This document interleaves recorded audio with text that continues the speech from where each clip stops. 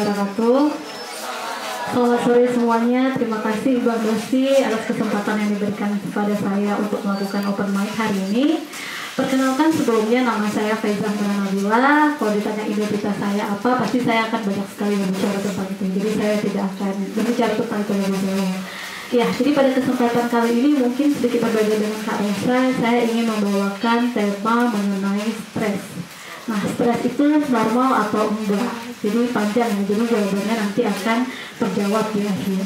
Nah, jadi sebenarnya stresor atau penyebab stres itu apa sih? Jadi stresor atau penyebab stres itu adalah peristiwa yang terjadi secara netral. Nah, bagaimana cara kita merespon itulah yang menyebabkan atau memutuskan kita itu menjadi stres atau enggak. Contohnya aja. Contohnya aja, misalnya terjadi sebuah kecelakaan pesawat nih, kita lihat di berita, di TV.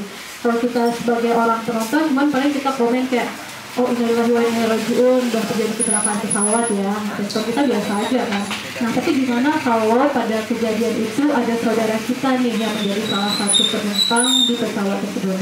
Pasti kita memberikan respon yang berbeda kan.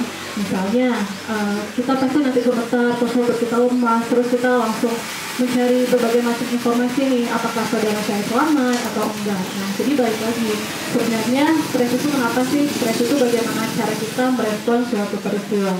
Nah, ngomong-ngomong soal stres, sebenarnya stres itu sendiri terbagi atas dua, yaitu stres baik atau stres positif, atau satu lagi kita sebut dengan stres negatif.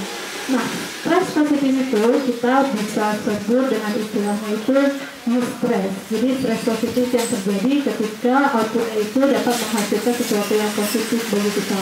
Misalnya kita bisa berbicara, menjadi lebih bijak, menjadi lebih dewasa.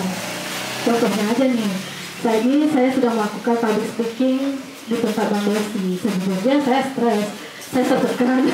Jadi saya dari tadi tangan saya bergetar, jantung saya berdetak kencang. Tapi kenapa ini bisa menjadi stres bagi saya atau stres yang positif bagi saya?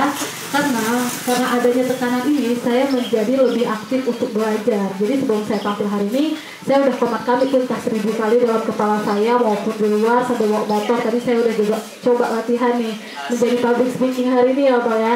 Jadi itu menjadi hal yang positif bagi saya. Output kedepannya apa? Output kedepannya saya berharap saya bisa menjadi seorang public speaker yang bagus. Amin. Silahkan diaminkan semuanya. Terima kasih. Nah, di sisi lain kita juga punya yang namanya distress atau stres negatif. Nah, stres negatif ini memberikan dampak yang buruk kepada kita. Kenapa? Karena dia itu membuat kita menjadi disfungsi atau kita tidak dapat berfungsi secara normal. Contohnya aja, misalnya kita tiba-tiba ditinggal pasangan kita atau diputusin secara sepihak dengan nggak tahu alasannya apa. Jadi itu nanti pikiran-pikiran negatif yang timbul ke kita itulah yang membuat stres itu menjadi hal yang negatif. Nah, ngomong-ngomong soal stres, pasti teman-teman di sini, abang, kakak-kakak, ibu-ibu, semua di sini pasti sering bertanya ya, kok orang zaman sekarang itu cepet banget ya stres, cepet banget ya kena mental anak zaman sekarang nih. Sebenarnya ada alasannya. Nah, kalau menurut kalau kita ngomongin tentang kenapa orang-orang zaman sekarang itu mudah mengalami stres atau gangguan kesehatan mental lainnya atau bahkan gangguan fisik lainnya, itu kita harus berbicara tentang satu hormon yang namanya kortisol. Jadi hormon ini akan aktif ketika kita mengalami stres.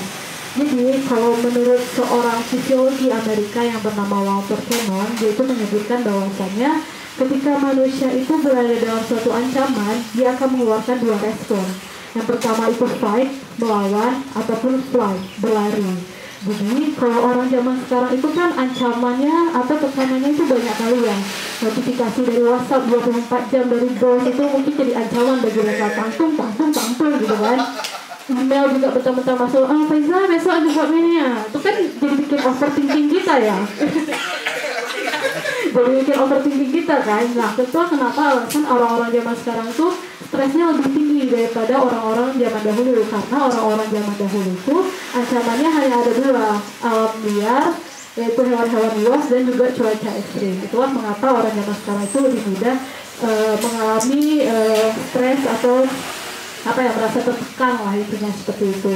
Nah, itu juga kalau stres ini dibiarkan lama-lama, dia itu bisa menjadi stres kronis namanya. atau kalau kena ke badan kita itu bisa menyebabkan menjadi orang yang depresi atau orang yang mengalami kecemasan atau memiliki anxiety yang tinggi. Nah, jadi pada dasarnya sebenarnya stres itu bagaimana cara kita merespon sesuatu atau tidak. Jadi mungkin apakah pertanyaan saya tadi menjawab di awal, apakah itu stres itu normal atau enggak? Ya, stres itu normal, tapi balik lagi bagaimana cara kita menanggapi stres itu. Kalau stres itu kita anggap sebagai sesuatu yang baik, maka baiklah dia kepada diri kita. Tapi kalau stres itu malah menjadi sesuatu yang buruk, mungkin nantinya stres yang buruk ini bisa juga menjadi stres yang baik yang membuat kita bisa mengambil pelajaran dari stres itu. Jadi buat teman-teman, kalau emang saat ini lagi stres, coba dicari sisi baik dari stresnya itu apa, jangan sampai itu malah mengganggu kepada kesehatan badan ataupun kesehatan mental teman-teman. Itu aja mungkin dari saya, semoga bermanfaat. Assalamualaikum warahmatullahi wabarakatuh. Thank you.